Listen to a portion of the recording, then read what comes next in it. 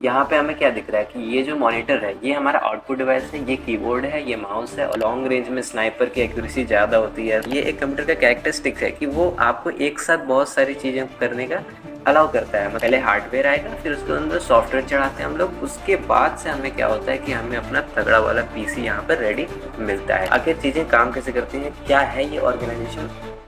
Hello दोस्तों, तो आज की इस वाली वीडियो में हम लोग पढ़ने वाले हैं class 11 computer science with Python का पहला chapter computer system and overview.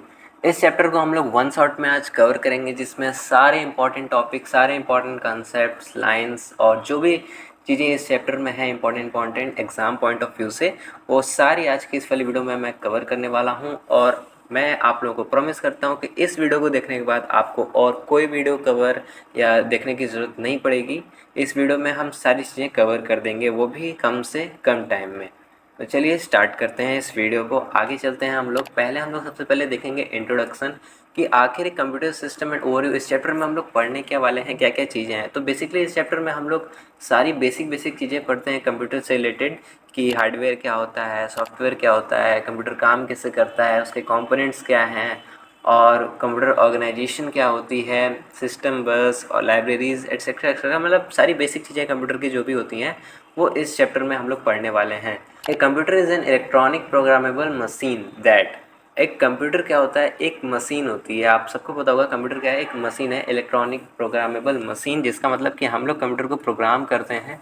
इसके फीचर्स क्या क्या होते हैं, मतलब कंप्यूटर क्या क्या कर सकता है। एक कंप्यूटर एक्सेप्ट इनपुट, यानी कि कंप्यूटर में आप लोग जो भी इनपुट डालोगे वो उसको एक्सेप्ट करता है। फिर उसके बाद से उस डेटा को वो प्रोसेस करता है। आपने जो भी इनपुट किया, जो भी इंस्ट्रक्शंस डाला, उसको वो प्रोसेस करेगा। फिर उसके बाद से वो उसके अकॉर्डिंग ही आउटपुट देगा। नेक्स्ट क्या होता है कि अगर कोई भी चीज़ें हमें स्टोर करनी रहती हैं तो फ्यूचर यूज़ के लिए वो स्टोर करता है। अब जैसे इसको इस तरीके से आप लोग बहुत आसानी से समझ सकते हैं कि हमें कोई भी चीज़ टाइप करनी है तो सबसे पहले हम लोग कीबोर्ड में वो की या वो कैरेक्टर खोजते हैं जो हमें टाइप करना है। उसे हम लोग जैसे ही अपने कीबोर्ड में टाइप करते हैं वो हमारी स्क्रीन पे भी शो हो जाता है। तो यहाँ पे क्या हुआ, कीबोर्ड एक इनपुट डिवाइस है जिसका यूज़ करके हमने कुछ टाइप किया और फिर सीपीयू उसे प्रोसेस करता है कि क्या टाइप किया गया है।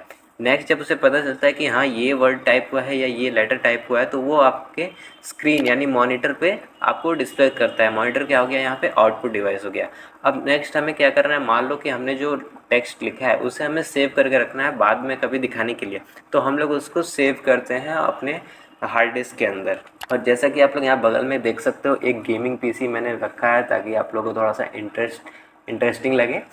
तो यहाँ पे हमें क्या दिख रहा है कि ये जो मॉनिटर है ये हमारा आउटपुट डिवाइस है, ये कीबोर्ड है, ये माउस है और ये सीपीयू है। अब जब भी हम लोग गेम खेलते हैं तो हम लोग माउस और कीबोर्ड दोनों एक साथ यूज़ करते हैं, और जैसे ही बटन क्लिक करेंगे तो फायर होगा।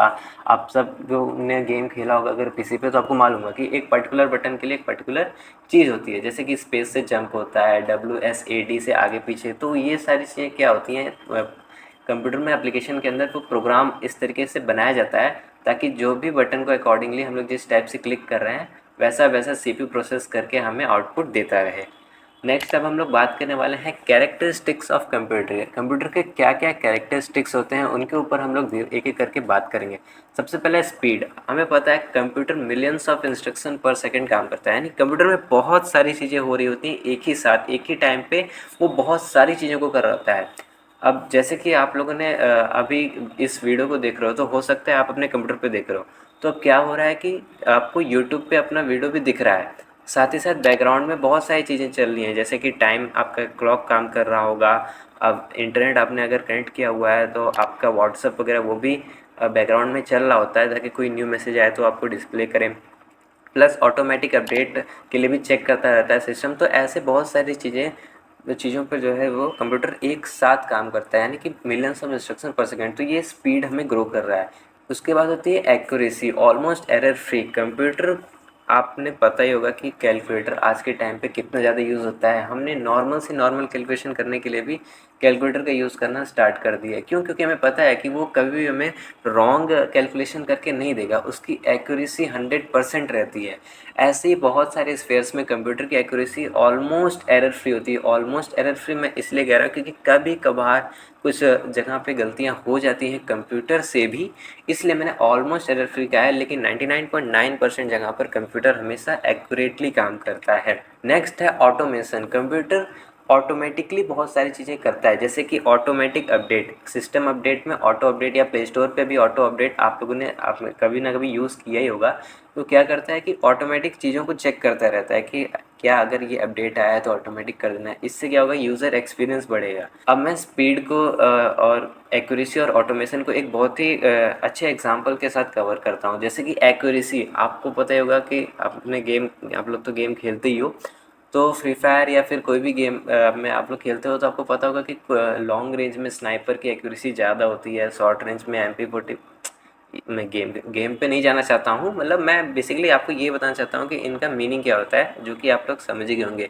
स्पीड में आप सबने अगर बाइक कार चलाई होगी तो आपको पता होगा कि स्पीड से क्या क्या क्या मतलब होता है। और ऑटोमेशन तो आज AI का ज़माना है, तो ऑटोमेशन को तो एक्सप्लेन करने की ज़रूरत भी नहीं है।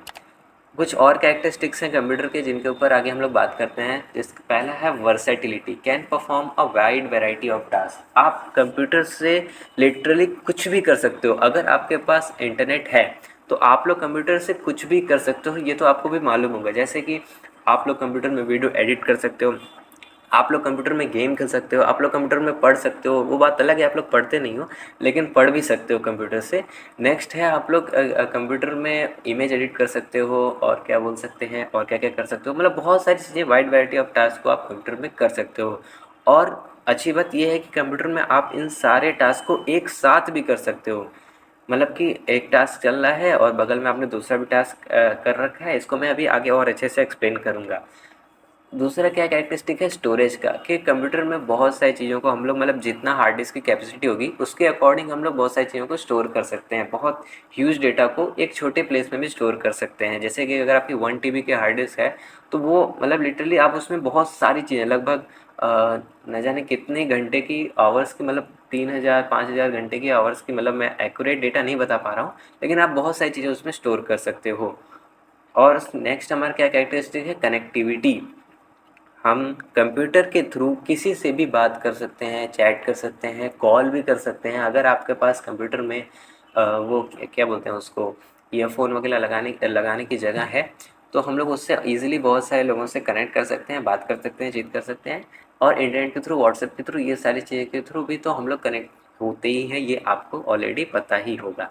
अब वर्सेटिलिटी का एग्जांपल मैं बहुत अच्छे से बताता हूँ। जैसे कि मे भी हो सकता है कि आपने ये वीडियो चला रखी हो और बैकग्राउंड में गेम खेल लो। अब जैसे ही पेरेंट्स आएंगे तो आप तुरंत स्विच कर जाओगे यूट्यूब पे। तो ये क्या हुआ, ये एक कंप्यूटर का कैरेक्टरिस्टिक्स है कि वो आपको एक साथ बहुत सारी चीज़ें करने का अलाउ करता है। मतलब कि आप इधर पढ़ भी रहे हो, साइड में गेम भी खेल रहे हो, और स्विचिंग भी कर रहे हो, आराम से एक साथ बहुत सारी चीज़ें हो रही हैं। तो आप लोग आई होप कि ये समझ पा रहे होगे। सबको नहीं कह रहा हूँ मैं, कुछ लोगों को कह रहा हूँ, जो इनको कह रहा हूँ वो समझ गए होंगे। और स्टोरेज में आपने ये हार्ड डिस्क आपको दिख रही होगी, ये इमेज में ये हार्ड डिस्क है। थोड़ा सी AI जनरेटेड इमेज है, तो अच्छी मतलब फ्यूचरिस्टिक टाइप लग रही है, वैसे ऐसी हार्ड डिस्क रहती है। और कनेक्टिविटी में आपको पता ही है कि हम लोग किसी से भी ऑलमोस्ट कनेक्ट कर सकते हैं वर्ल्ड वाइड। और फिर एक टाइम आएगा जहाँ तक मुझे लगता है कि हम लोग दूसरे प्लेनेट पे भी कनेक्ट कर पाएंगे कंप्यूटर के थ्रू। हालांकि कर ही सकते हैं, मतलब एक इंटरनेट के थ्रू ही तो आज भी तो होता ही है, सैटेलाइट्स वगैरह का काम करते हैं। चलो ठीक है। अब हम लोग बात करते हैं अपने नेक्स्ट पार्ट के ऊपर, जिसका नाम है computer components and basic organization. तो सबसे पहले हम लोग कंप्यूटर कंपोनेंट्स को देखेंगे एंड बेसिक ऑर्गेनाइजेशन को उसके बाद देखेंगे। कंपोनेंट्स का मतलब क्या होता है, बेसिकली पार्ट्स होते हैं, कि मतलब एक कंप्यूटर किन किन चीज़ों से मिल के बना है।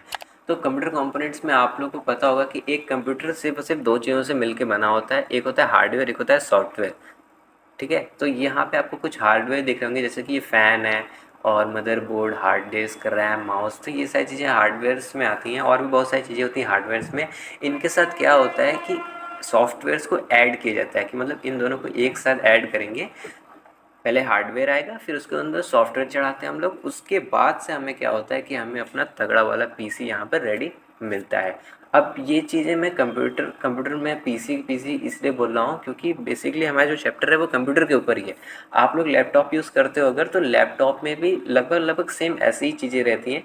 बस ये क्या होता है कि लैपटॉप में सारी चीज़ें एक ही में कंबाइंड होती हैं, कंप्यूटर में अलग अलग पार्ट्स होते हैं, जैसे CPU, कीबोर्ड, ये सब अलग अलग होता है, लैपटॉप में एक ही साथ होता है। तो यहाँ पे हम लोग कंप्यूटर को लेके चलेंगे। तो जैसे कि आप लोग देख सकते हो कंपोनेंट्स में क्या क्या है, हमारे पास हार्डवेयर होता है, फिर सॉफ्टवेयर होता है, और इन दोनों को मिलाते हैं तब जो है हमारे कंप्यूटर रेडी होता है यूज़ करने लायक। ठीक है। अब हम लोग बात करते हैं कंप्यूटर ऑर्गेनाइजेशन के बारे में। इस चीज़ को हम लोग टेबल की मदद से समझते हैं बहुत अच्छे तरीके से। टेबल की मदद से हमें एक बहुत ही अच्छी से अंडरस्टैंडिंग हो जाएंगी कि आखिर चीज़ें काम कैसे करती हैं, क्या है ये ऑर्गेनाइजेशन। अब पहले तो ऑर्गेनाइजेशन का मतलब यहाँ पे समझो कि क्या होता है, हम लोग कहना क्या चाह रहे हैं। जैसे कि कोई भी ऑर्गेनाइजेशन कंपनी, कोई भी बड़ी से बड़ी कंपनी हो या कोई छोटी कंपनी हो या कोई भी ऑर्गेनाइजेशन हो, तो उसमें बहुत सारे लोग होते हैं। कोई मैनेजर होता है, कोई सीनियर मैनेजर होता है, कोई वर्कर होता है, एम्प्लॉय होता है, सबका एक अपना अपना रोल होता है, ठीक है। तो वैसे ही कंप्यूटर में भी बहुत सारी चीज़ें होती हैं जिनका अपना अपना एक रोल होता है और वो उसी अकॉर्डिंग काम करती हैं। वो सारी चीज़ें मिल के एक साथ क्या होती हैं, कंप्यूटर ऑर्गेनाइजेशन बनाती हैं, ठीक है। तो सबसे पहला कंपोनेंट है हमारा इनपुट यूनिट। इसका रोल क्या होता है, एंटर्स डेटा और इंस्ट्रक्शन, यानी कि इनपुट यूनिट में जितनी भी चीज़ें आती हैं वो सारे इनपुट डिवाइसेस आते हैं। जैसे कि कीबोर्ड हो गया, माउस हो गया, स्कैनर हो गया। तो ये सारी चीज़ें क्या करती हैं कि डेटा को आपसे लेती हैं और फिर या डेटा को लेंगी या फिर इंस्ट्रक्शन को लेंगी और फिर उस अकॉर्डिंग जो आपका सीपीयू है वो उसको प्रोसेस करता है या जो भी इंस्ट्रक्शन मिला है। जैसे कि आपने अगर अपने कीबोर्ड पे डब्ल्यू टैप किया तो अब गेम के अंदर वो प्रोसेस होता है, सीपीयू प्रोसेस करता है कि हाँ डब्ल्यू टैप हुआ है तो हमें आगे बढ़ना है। तो इस तरीके से जो चीज़ें हैं काम करती हैं, ठीक है। नेक्स्ट हमारे पास कौन सा है कंपोनेंट है, आउटपुट यूनिट है। आउटपुट यूनिट का मतलब जो भी चीज़ें हमें आउटपुट डिवाइसेस के थ्रू मिलती हैं, जैसे कि हमारा मॉनिटर हो गया, हमारा प्रिंटर हो गया, ये सारी चीज़ें जो होती हैं आउटपुट डिवाइसेस आती हैं। ये आउटपुट यूनिट के अंदर आती हैं। कैसे, क्योंकि ये हमें एक आउटपुट दे रही है। जैसे कि स्क्रीन है, हमारी मॉनिटर है, तो हमें सारी चीज़ें दिख रही है। जैसे आप अभी अगर अपने फ़ोन में या कंप्यूटर में देख रहे हो तो आपको ये वीडियो दिख रहा है। वो किसके थ्रू दिख रहा है, स्क्रीन के थ्रू ही तो दिख रहा है। तो वो एक आउटपुट हुआ, एक आउटपुट यूनिट के थ्रू आता है हमें। तो ये इसका रोल क्या होता है, प्रेजेंट्स द रिजल्ट, यानी कि जो भी प्रोसेस हुआ है चीज़ उसके अकॉर्डिंग वो रिजल्ट आपको प्रेजेंट करता है। नेक्स्ट हमारे पास जो कंपोनेंट होता है मेमोरी यूनिट। इसका मतलब क्या होता है, वो डेटा स्टोर करने के लिए काम आता है। जैसे कि हार्ड डिस्क हो गया, पेन ड्राइव हो गया, रैम हो गया, रोम हो गया, ये सारी चीज़ें होती हैं वो क्या होती हैं, मेमोरी यूनिट के अंदर आती हैं, जो कि डेटा को स्टोर करने में काम आती हैं, ठीक है। आगे हम लोग चलते हैं कुछ और के ऊपर बात करते हैं, जैसे सीपीयू और उसके पार्ट्स के ऊपर बात करते हैं। यहाँ पर सबसे पहला होता है सीपीयू। ये सीपीयू जो होता है इसके ही 3 अलग-अलग पार्ट हैं जिनको हम लोग यहाँ पे कवर करने वाले हैं। सीपीयू बेसिकली क्या होता है, सीपीयू का फुल फॉर्म होता है सेंट्रल प्रोसेसिंग यूनिट। तो जो पीसी का जो ब्रेन होता है, कंप्यूटर का जो ब्रेन होता है, उसे सीपीयू कहते हैं। आपने बचपन से पढ़ते हुए आया होगा। तो इसे अभी तक हमने आज तक खोला नहीं। मेरा मतलब कहने का मतलब ये है कि बचपन से हम लोग सिर्फ सीपीयू सीपीयू पढ़ते आ रहे हैं कि CPU is the brain, CPU controls everything, CPU is etcetera, CPU is king, etcetera etcetera etcetera, चीज़ें सारी चीज़ें। लेकिन सीपीयू के भी पार्ट्स होते हैं, सीपीयू के भी कुछ यूनिट्स होते हैं, कंट्रोल यूनिट्स होते हैं, जिनको आज हम लोग यहाँ पर देखने वाले हैं। तो पहला है जो कंट्रोल यूनिट होता है, इसका रोल क्या होता है, डायरेक्ट ऑपरेशंस करना, यानी कि जितने भी चीज़ें मतलब डायरेक्टली करनी हो वो फेचेस करना, इंस्ट्रक्शन को फेच करना मेमोरी से, उन्हें अंडरस्टैंड करना, सिग्नल्स जनरेट करना, ये सारी चीज़ें होती हैं वो क्या कौन करता है, कंट्रोल यूनिट करता है। नेक्स्ट हमारे पास क्या है, अर्थमेटिक लॉजिक यूनिट। अब इसका आप लोग नाम से ही समझ गए होंगे कि ये क्या करता होगा। अर्थमेटिक का मतलब मैथमेटिक्स से रिलेटेड होता है। तो arithmetic is equal to mathematic, नहीं ऐसा बोलना सही नहीं लगा। मतलब मेरा क्या कहना चाहता हूँ कि अर्थमेटिक में यूनिट जो होता है, अर्थमेटिक लॉजिक यूनिट, उसमें सारी कैलकुलेशंस वाली चीज़ें आती हैं, लॉजिकल वाली चीज़ें आती हैं, जैसे कि एडिशन, सब्ट्रैक्शन, मल्टीप्लाई, डिवाइड और भी जो लॉजिकल ऑपरेशंस में क्या आते हैं, जैसे कि is greater than, is less than, is equal to, is greater than equal to, ये सारी चीज़ें होती हैं वो अर्थमेटिक एंड लॉजिक यूनिट देखता है कि मतलब जितने भी कैलकुलेशन वाले ऑपरेशंस होते हैं उन सारी चीज़ों को क्या होता है, वो अर्थमेटिक एंड लॉजिक यूनिट देखता है। अब हमारे पास होता है रजिस्टर्स। अब आपने अपने स्कूल में रजिस्टर तो देखा ही होगा कि जिसमें हम लोग बच्चों का डेटा स्टोर करते हैं, मतलब स्टूडेंट्स का जो होता है सारा डेटा, या नेम हो गया, प्रेजेंट अटेंडेंस वगैरह चीज़ें, वो रजिस्टर होता है। तो ऐसे ही कंप्यूटर में भी रजिस्टर होता है, जो कि एक तरीके से टेम्प्रोरी स्टोरेज का काम करता है। वो मतलब बहुत ही स्मॉल स्टोरेज होती है लेकिन फास्ट होती है, ठीक है। जैसे रजिस्टर आपने देखा होगा स्कूल का छोटा सा होता है, उसको हम लोग ऐसे पोर्टेबल कर सकते हैं। उसके अकॉर्डिंग आप समझने की कोशिश करो कि कंप्यूटर में भी छोटे छोटे रजिस्टर्स होते हैं, मतलब छोटे छोटे टेम्परेरी स्टोरेज होते हैं, जहाँ पे हमें चीज़ों को स्टोर करना रहता है। जैसे कि आपने अभी पढ़ा कि कंप्यूटर एक साथ मिलियंस ऑफ ऑपरेशंस को काम करता है, मतलब मिलियंस ऑफ ऑपरेशन को एक साथ कर रहा होता है। तो उसके लिए कभी कभी डिले भी आ जाती है, क्योंकि सबका पीसी उतना स्ट्रॉन्ग नहीं होता है। तो आपने लैग देखा होगा। तो आपने लेकिन मान लो आपने डब्लू दबा दिया अब वो लैग हो गया, मतलब अभी आगे नहीं बढ़ा, बट आपने कमांड तो दे दिया ना, तो उसको वो रजिस्टर में क्या होता है, स्टोर्ड रहता है कि मतलब कि अभी इस कमांड को करना है, अभी पहले जब जो अभी कमांड प्रेजेंट में हो रहा है जैसे ही वो एग्जीक्यूट हो जाएगा उसके बाद जो जो कमांड में मिला है उसको करना है। तो मतलब इस तरीके से ये काम करते हैं रजिस्टर कि जो भी चीज़ें अभी हो रही हैं करंट में, जो मेमोरी प्रोसेस हो रहा है वो जैसे ही ख़त्म होगा तो जो भी पीछे लाइन में कमांड्स लगे हैं उनको रन करना है। तो ये एक तरीके से उन्हीं कमांड्स के लिए टेम्परेरी स्टोरेज का काम करता है। अब हम लोग यहाँ पर देखने वाले हैं मेमोरी। मेमोरी के बारे में पढ़ेंगे। मेन मेमोरी बोल दो या प्राइमरी मेमोरी बोल दो, बात एक ही है, ठीक है। ये क्या होती है, वोलेटाइल मेमोरी होती है। जो हमारे कंप्यूटर की जो मेन मेमोरी होती है वो वोलेटाइल होती है। वोलेटाइल का मतलब आपने मूवेबल शायद सुना होगा आज तक, लेकिन यहाँ पे वोलेटाइल का मतलब ये होता है कि वो जैसे ही हम लोग सिस्टम को ऑफ करते हैं वो सारा डेटा लॉस्ट हो जाता है, ठीक है। ये किस में होता है, रैम में होता है। यानी कि रैम में हमारा जो जो भी चीज़ें चल रही हैं, जैसे कि आपने कभी कभी देखा होगा कि प्रोग्राम रन कर रहा होता है, अगर आपने कोई प्रोग्राम रन कर रहा हो, अचानक से लाइट चली गई या आपके पास यूपीएस नहीं है तो कंप्यूटर ऑफ हो जाता है। अब जब आप दोबारा ऑन करते हो तो वो प्रोग्राम जो चल रहा होता है वो बंद हो गया रहता है। मतलब कि वो उस टाइम पे ऐसा नहीं होता है कि आप दोबारा खोलो तो वो आपको वैसे ही प्रोग्राम वहाँ का वहाँ मिलेगा, नहीं नहीं, ऐसा नहीं होता है। तो ये क्या होता है, क्यों, वो प्रोग्राम मेन मेमोरी में चल रहा है। मेन मेमोरी क्या होती है, वॉलेटाइल होती है। जैसे ही हमारा पावर ऑफ होता है वो तुरंत जो डेटा है वो डिलीट हो जाता है। इसमें क्या होता है, stores program instructions and data currently in use. मतलब ये क्या करता है, वही जो मैं आपको अभी बता रहा था कि जो भी प्रोग्राम करेंटली रन कर रहा है उसके बारे में इंस्ट्रक्शंस और डेटा, वो सारी चीज़ों को वो स्टोर कर रहा होता है, कि मतलब इसमें स्टोर हो रही होती है, ठीक है। इसको एमबी या जीबी में मेज़र किया जाता है। अब इसके दो टाइप के होते हैं, एक होता है रैम होता है और एक होता है रोम होता है, ठीक है। रैम का मतलब क्या होता है, random access memory, read write volatile. ROM क्या होता है, read only memory, permanent stores firmware. यानी कि रैम बेसिकली जो मैंने अभी आपको बताया रीड राइट के लिए आता है, वॉलेटाइल होता है। रोम जो होता है वो परमानेंट होता है, वो फर्मवेयर वगैरह स्टोर करने का काम होता है। इसके बारे में आगे हम लोग और डिटेल में भी पढ़ेंगे आगे के चैप्टर्स में। अभी के लिए इसको यहाँ पे स्टॉप कर देते हैं। अब हमारे पास जो नेक्स्ट है हमारा कॉन्सेप्ट है वो है कैशे मेमोरी। कैशे मेमोरी क्या होता है कि मतलब आपने इसको कैचे कैसे बोलते आ रहे होगे आप लोग, पहले तो समझ लो कि इसको कैचे नहीं कैशे बोलते हैं। मतलब श आता है इसका, जो CHE है उसको कैशे प्रोनाउंस किया जाता है। तो कैशे मेमोरी को मतलब एक्सप्लेन ज़्यादा करने की ज़रूरत नहीं है। आप लोगों ने अपने फ़ोन में कभी ना कभी तो कैशे, मैं भी कैचे बोल दे रहा हूँ कैशे क्लियर किया ही होगा। यानी कि हम लोग क्या करते हैं, ऐप सेटिंग्स में जाते हैं, वहाँ पे किसी एक पर्टिकुलर ऐप को खोलते हैं, स्टोरेज में जाते हैं और वहाँ पे क्लियर कैशे का ऑप्शन रहता है, उसे क्लियर कर देते हैं। तो आप सभी ने यूज़ टू तो हो, पर आपको हो सकता है इसका मतलब ना पता हो ये होता क्या है। बेसिकली ये एक तरीके का ना टेम्परेरी स्टोरेज होता है। अब इसका दो मीनिंग, दो पार्ट में इसका मीनिंग निकलेगा हमारा। किस टाइप से, देखो, जो फ़ोन में एप्लीकेशन का जो कैशे होता है या क्रोम में जो कैशे होता है वो अलग होता है। यहाँ पे हम लोग कंप्यूटर के बारे में बात कर रहे हैं तो उसके अकॉर्डिंग यहाँ पे हम लोग इसकी डेफिनेशंस को देखेंगे, ठीक है। तो सबसे पहले तो समझते हैं कंप्यूटर के अकॉर्डिंग क्या होती है। ये क्या होता है, वेरी हाई स्पीड मेमोरी होती है जो CPU एंड रैम के बीच में प्लेस होती है। बहुत ही हाई स्पीड मेमोरी होती है ये।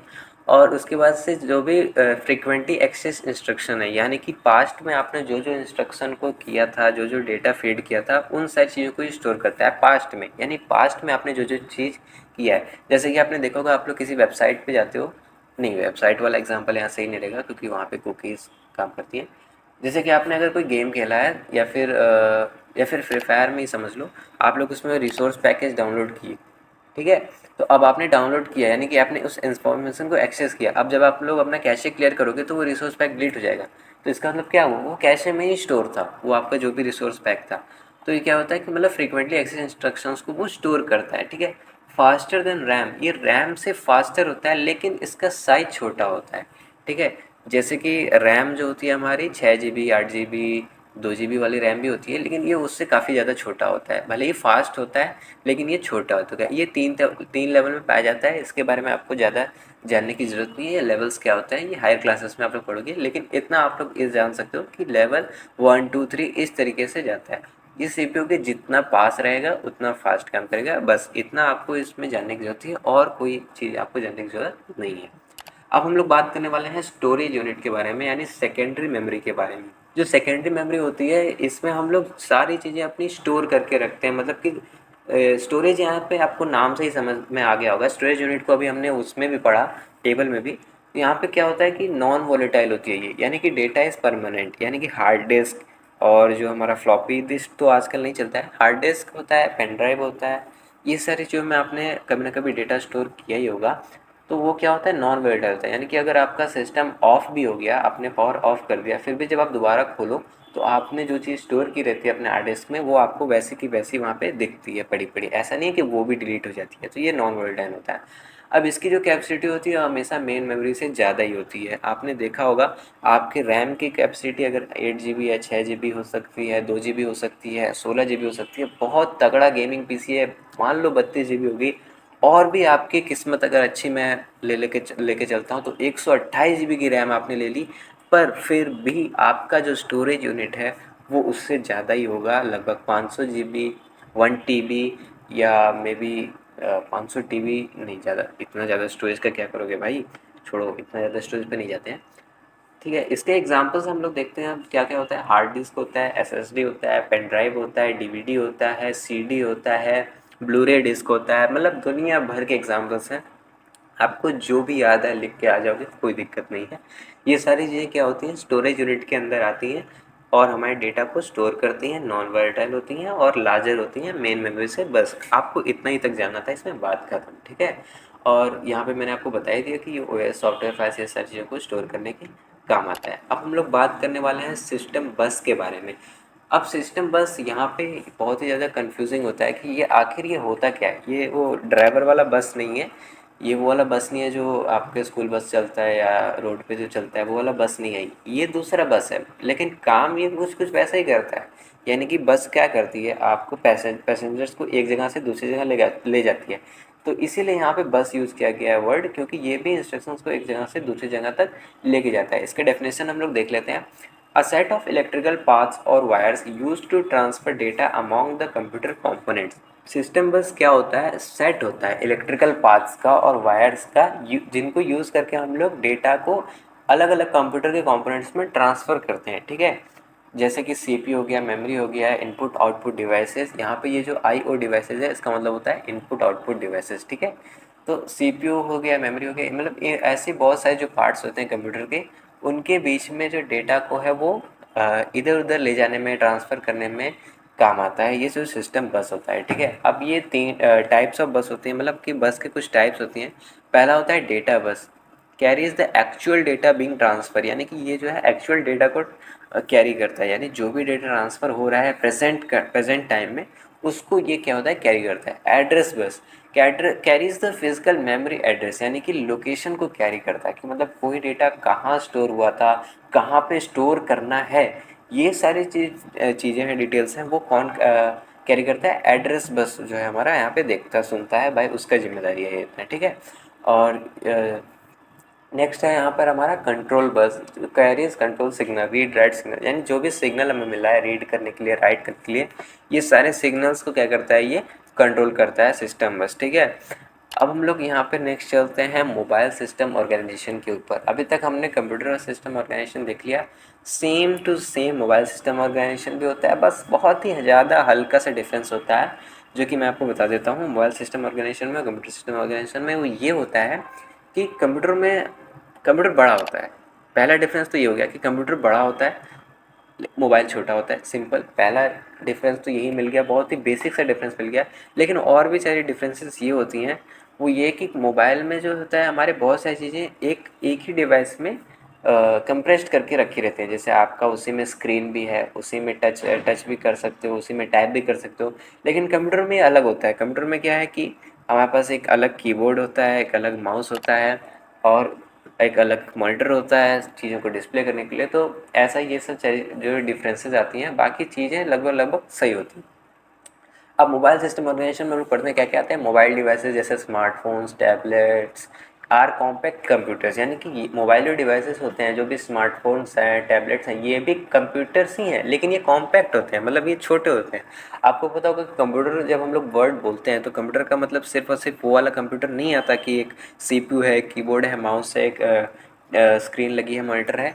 तो सिर्फ इसको कंप्यूटर नहीं बोलते हैं, आपका मोबाइल भी कंप्यूटर है, आपका फ्रिज भी कंप्यूटर है, आपके वॉशिंग मशीन के अंदर भी कंप्यूटर लगा है कहीं ना कहीं, और बेसिकली जो भी चीज़ें ऑटोमेटिक चीज़ें करती हैं, जो भी चीज़ें ऑटोमेटिक इंस्ट्रक्शंस को फॉलो करते हैं, मदरबोर्ड वगैरह लगे रहते हैं, उनको हम लोग कंप्यूटर्स की कैटेगरी में बोलते हैं या कंप्यूटर्स बोलते हैं, ठीक है। तो मोबाइल सिस्टम ऑर्गेनाइजेशन में मोबाइल डिवाइसेज जो होते हैं ये भी कंप्यूटर्स ही होते हैं, बट ये थोड़े से कॉम्पैक्ट होते हैं, छोटे होते हैं। अब इसमें कंपोनेंट्स क्या क्या होते हैं? प्रोसेसर होता है। प्रोसेसर आपको पता ही होगा भाई, कोई भी मोबाइल आप लोग देखने जाओ कि भाई बढ़िया से बढ़िया प्रोसेसर चाहिए ताकि अच्छे से अच्छे गेमिंग चल पाए। स्नैपड्रैगन 8 जनरेशन, भले ही नहीं जाने तो कुछ नहीं बोलूँगा। स्नैपड्रैगन 8 जनरेशन का प्रोसेसर चाहिए, और उसके बाद से फिर हमें यहाँ पे और भी तगड़ी तगड़ी चीज़ें, मतलब जितना हाई से हाई प्रोसेसर हो सके उतना दो भाई साहब, क्योंकि हमें गेम खेल भाई। प्रोसेसर का काम आप लोग अब समझ ही गए होंगे कि बेसिकली क्या करता है वो, कि आपके सिस्टम को रन कराने में हेल्प करता है स्मूथली। आपको गेम खेलना है या आपको एप्लीकेशन चलाना है, आपको वीडियो देखना है, आपको अपना मोबाइल चलाना है, किसी भी तरीके से चलाना है, तो वो सारी चीज़ें प्रोसेसर ही देखता है। जितना अच्छा आपका प्रोसेसर होगा उतने अच्छे से आपका जो है वो काम करेगा, ठीक है। अब इसमें क्या होता है, रैम प्लस फ्लैश स्टोरेज भी होता है, ठीक है। रैम का मतलब यहाँ पर क्या होता है, आप लोग को सब लोग को पता ही होगा, जो कंप्यूटर का रैम होता है वही सेम इसमें भी रैम होता है, और कोई डिफरेंसेस नहीं होता है। कंप्यूटर में थोड़े से हाई रैम आ जाती है हमारे पास, यहाँ पर हमारे पास थोड़ी सी कम रैम होती है। प्लस फ्लैश स्टोरेज का मतलब, स्टोरेज तो आपको पता ही होगा कि आपके फ़ोन में 32 GB 64 GB स्टोरेज, इस तरीके से स्टोरेज रहती है। अब हमारे पास इनपुट आउटपुट डिवाइसेस में देखो सारी चीज़ें एक ही में रहती हैं। टच स्क्रीन भी है, माइक्रोफोन भी है, कैमरा भी है, सेंसर्स भी लगे हैं। सेंसर्स का यूज़ आपने देखा होगा कि जैसे फ़ोन कॉल आता है, आप फ़ोन को पिक करके जैसे ही कान के पास लेके आओ स्क्रीन बंद हो जाता है। तो ऐसा क्यों हो रहा है? वो सेंसर की वजह से ही हो रहा है। वो सेंस कर लेता है कि हाँ, कोई स्क्रीन आ गई है, वहाँ पे फ़ोन कान पे लगा लिया है, तो वो सेंसर्स के थ्रू ये सारी चीज़ें काम होता है, ठीक है। ऐसे ही आपका फिंगरप्रिंट सेंसर भी होता होगा आपके फ़ोन में। फिंगरप्रिंट जैसे ही लगाओ, अगर आपका फिंगरप्रिंट है तो वो अनलॉक हो जाता है। नेक्स्ट होती है बैटरी। अब जो कंप्यूटर चलता है वो हमारा इलेक्ट्रिसिटी से चलता है, जो लैपटॉप चलता है उसमें बैटरी होती है। ऐसे ही मोबाइल के अंदर भी बैटरी होती है, 4000 mAh 5000 mAh, मतलब आपको पता ही होगा एक आइडिया बैटरीज का, कि ये क्या करती है, पावर सोर्स प्रोवाइड करती है मोबाइल को। जैसे कि कंप्यूटर में इलेक्ट्रिसिटी पावर सोर्स हमें डायरेक्ट देनी पड़ती है, मोबाइल में हमें क्या होता है कि एक अलग से बैटरी लगी रहती है उसमें, जो उसको पावर सोर्स देती है। अब कंप्यूटर में जो ओएसएस होते हैं, वो मैक होता है, विंडोज़ होता है, लिनक्स होता है, काली लिनक्स होता है, उबुंटू, ऐसा ये सारे ओएस होते हैं। मोबाइल में हमारे पास क्या होता है, एंड्रॉयड होता है, आईओएस होता है, ठीक है। तो ये सारी चीज़ें थी हमारे मोबाइल सिस्टम ऑर्गेनाइजेशन के बारे में। अब इसका पीसी से डिफरेंस देख लो, हो सकता है मे भी एग्ज़ाम में आ जाए कि कंप्यूटर सिस्टम ऑर्गेनाइजेशन और मोबाइल सिस्टम ऑर्गेनाइजेशन में डिफरेंस क्या होता है। तो डिफरेंस क्या है कि बेसिकली ये स्मॉल होता है साइज में, पावर एफिशिएंट होता है। कंप्यूटर में हमें ज़्यादा इलेक्ट्रिसिटी लगती है, मोबाइल में हमें कम लगती है।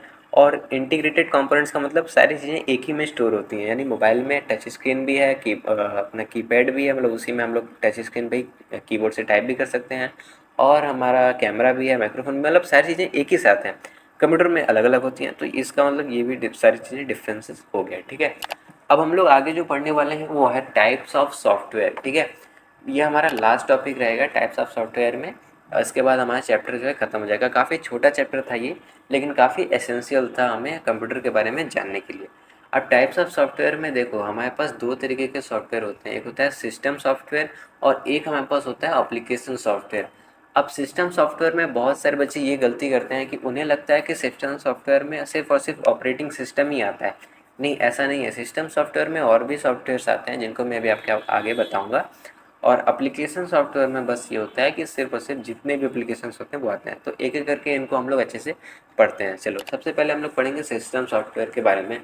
ये क्या होता है, जो भी हार्डवेयर होता है या एप्लीकेशन प्रोग्राम होता है उनको रन करने में काम आता है। जैसे कि हमारा ऑपरेटिंग सिस्टम है, विंडोज़ हो गया, लिनक्स हो गया, तो ये क्या करता है, इनको रन करता है, उनको होल्ड करके रखता है, सारी चीज़ों को रन कराता है। एक यूज़र्स और एप्लीकेशन के बीच में एक ओएस ऑपरेटिंग सिस्टम एक वो बनता है, गेटवे का काम करता है, ठीक है।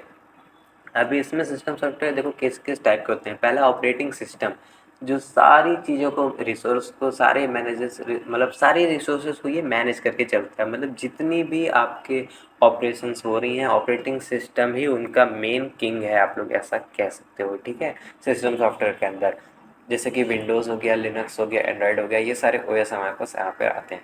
अब देखो यहाँ पे इस यही चीज़ मैंने कही थी कि सिर्फ और सिर्फ ऑपरेटिंग सिस्टम में सिस्टम सॉफ्टवेयर के अंदर नहीं आता। ट्रांसलेटर्स भी आते हैं, और भी एक चीज़ होती है वो भी आती है, मैं आपको आगे बताऊंगा। ट्रांसलेटर क्या होता है कि प्रोग्राम्स को मशीन कोड में कन्वर्ट करता है।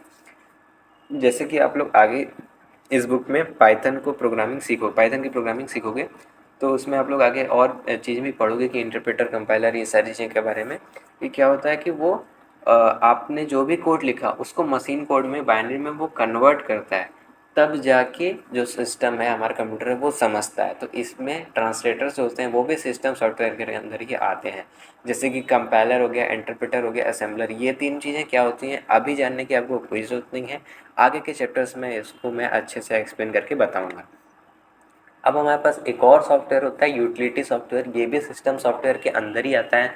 जैसे कि फाइल मैनेजमेंट, एंटीवायरस और कंप्रेशन टूल्स, ये सारी चीज़ों में क्या होता है हमारी यूटिलिटी सॉफ्टवेयर के अंदर ये सब आते हैं। जैसे कि आपका कंप्यूटर में फाइल मैनेजर हो गया, तो ये भी एक सिस्टम सॉफ्टवेयर है, ऐसा नहीं कि वो एप्लीकेशन सॉफ्टवेयर है, वो भी एक सिस्टम सॉफ्टवेयर के अंदर ही आता है। आपने जो भी एंटीवायरस लगा रखा है अलग से, या फिर जो विंडोज़ का एक इनबिल्ट एंटीवायरस भी आता है ना, MRT, malicious software removal tool, तो वो भी एंटीवायरस जो टूल है वो भी सिस्टम सॉफ्टवेयर के अंदर ही आता है। कंप्रेसर टूल्स में जैसे कि आपको जिप फाइल बनानी हो किसी फोल्डर की, या कंप्रेस्ड रार फाइल बनानी हो, ये सारी चीज़ों को जो कंप्रेस करने के टूल्स होते हैं वो भी हमारी यूटिलिटी में ही आते हैं और जो सिस्टम सॉफ्टवेयर के अंदर ही आते हैं।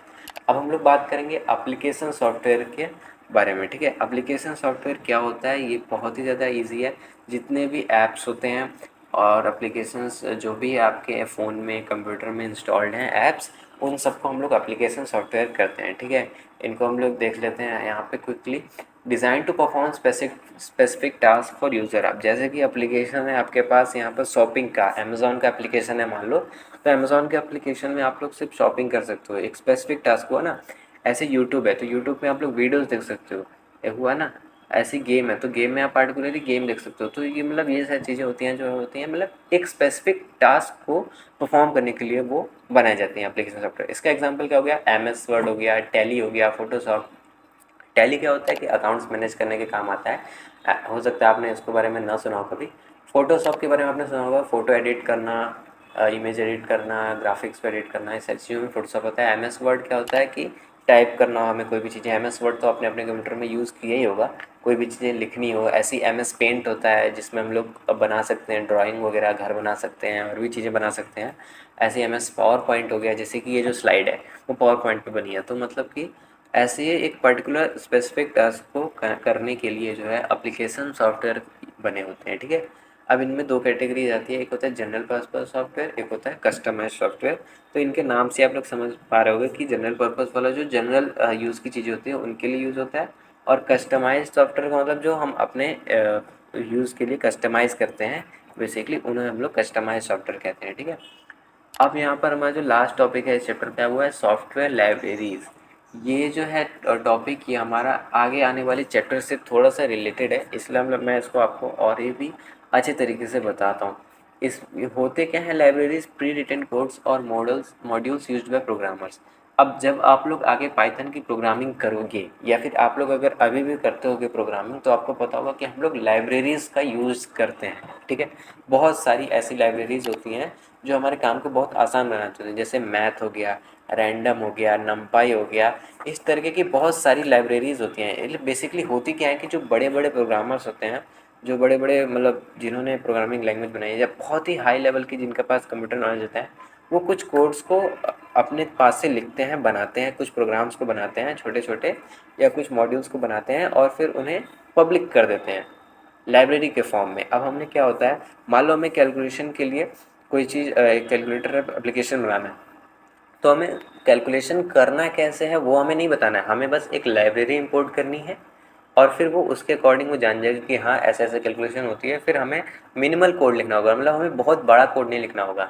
एक लाइब्रेरी हमने इंपोर्ट कर ली जिसमें ऑलरेडी बहुत सारा कोड है पहले से ही, अब उस लाइब्रेरी का यूज़ करके हम अपने कोड को थोड़ा सा छोटा करके ईजिली चीज़ों को करवा सकते हैं। तो बेसिकली यही होता है सॉफ्टवेयर लाइब्रेरीज़ का यूज़।